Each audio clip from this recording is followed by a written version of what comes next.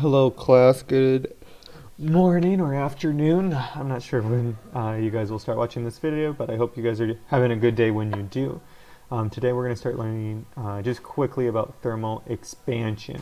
So, some questions to get us started besides how's your day? Always hoping you guys are having a great day when you start doing some science homework. But our first question is, what happens to a balloon when it gets cold? So if we have a balloon that's all blown up, nice and big, and maybe we leave it overnight, what happens when we wake up in the morning?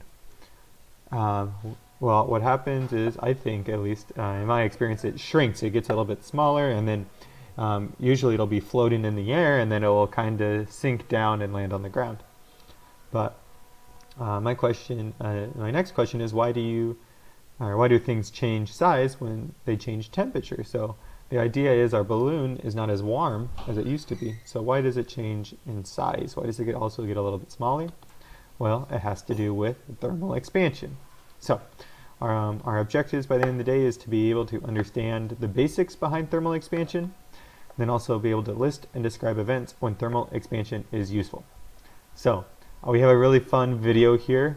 They have some really good animations, like this little, I don't want to call him a person really, but a little, not even a stick figure, but kind of going through life, filling up his gas tank and seeing what happens, having some gaps in railroads and different things. So please go watch this video. But our basics today that we're going to talk about, of course, we're going to define thermal expansion as the change in size of an object with changing temperature. This happens as objects get bigger when they are hot, and then objects get smaller when they're cold. And we can see this easily by looking at the molecules in an object. So before we go look at our simulation here, I thought this picture did a good job of explaining it. So if we have water that's at 70 degrees, I think this is in Fahrenheit. If it was in Celsius, it would start boiling. So call it 70 degrees Fahrenheit. We see that it takes up this much volume of our container. It might be maybe a halfway. As it gets hotter, we can see our little flame, our little fire, and our temperature increasing. It keeps going up higher and moving towards the top of our container. As we get really hot, we put two fires on there.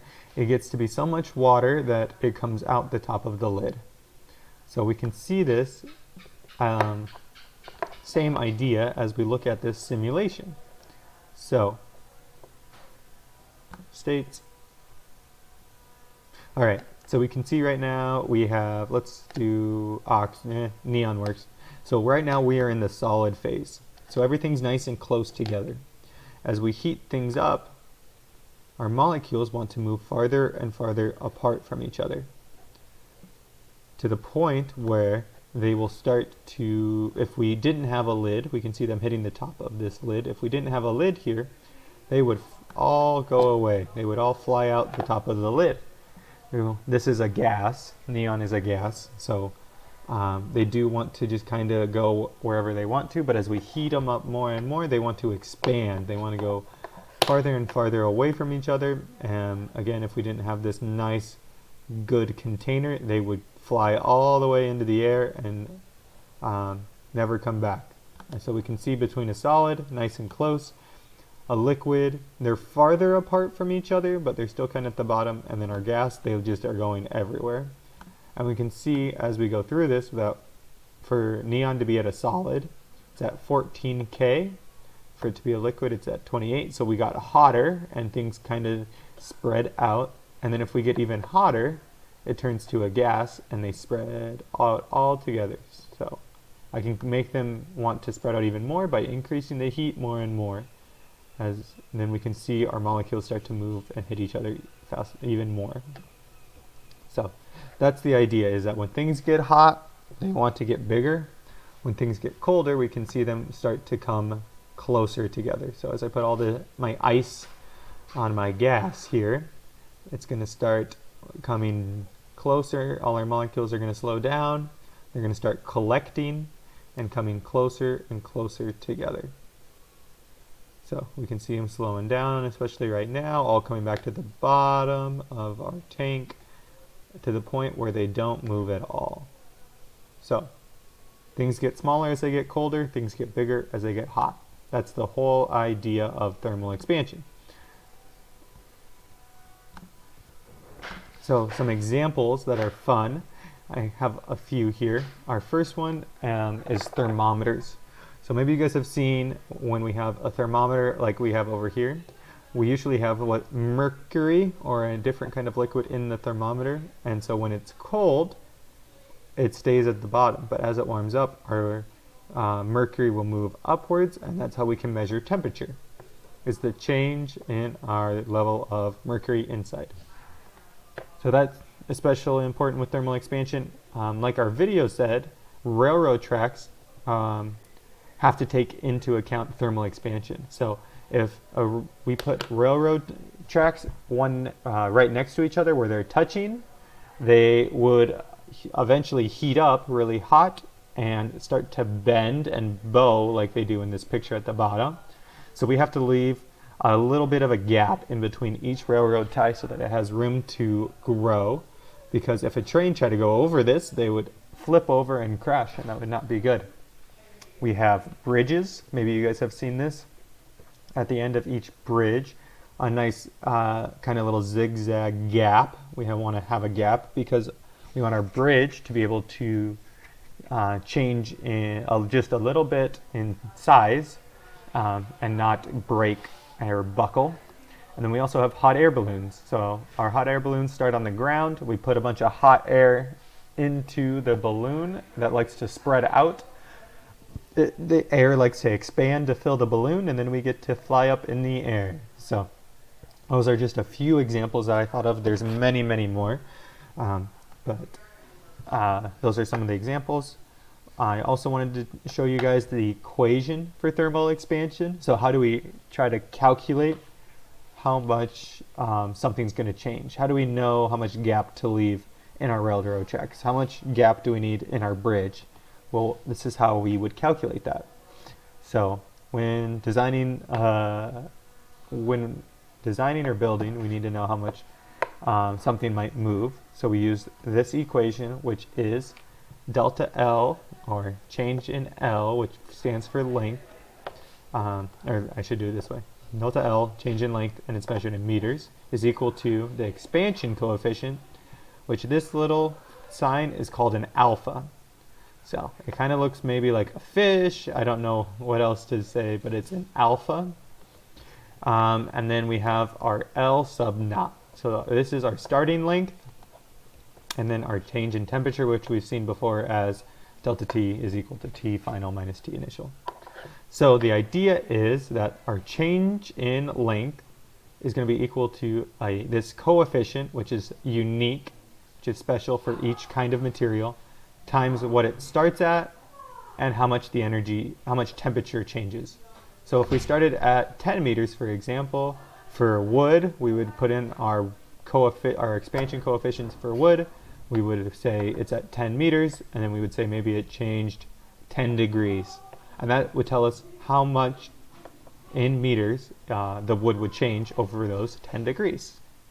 So let's compare this equation to something we've seen before, just to help us try to learn and use the skills we already have when thinking about this. So the equation we know when we're trying to find the amount of heat or energy in something is Q is equal to M times Cp times delta T.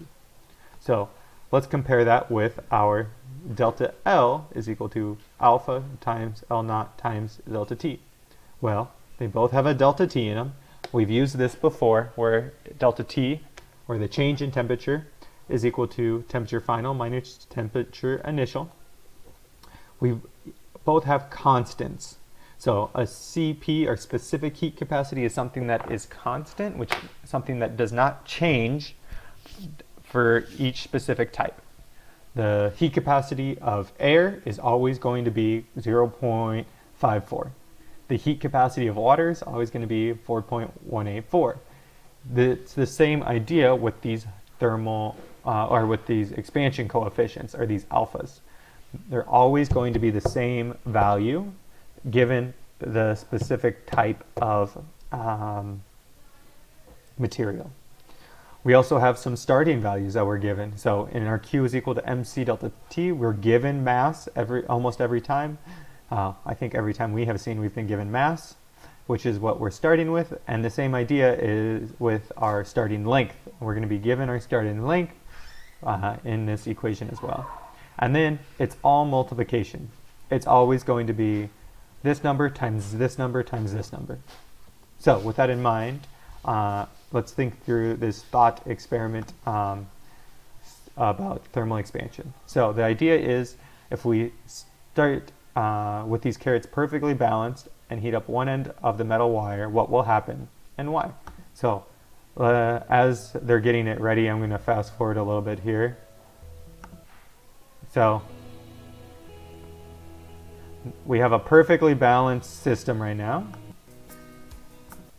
And we're going to put in our candle, and then they made it go faster because it takes a little bit of time for the heat from the candle to affect the metal wire. So keep thinking, what do you think is going to happen and why? Oh, they're going to move it a little bit closer, so our heat is affecting our metal wire even more. Again, speed up the time for us.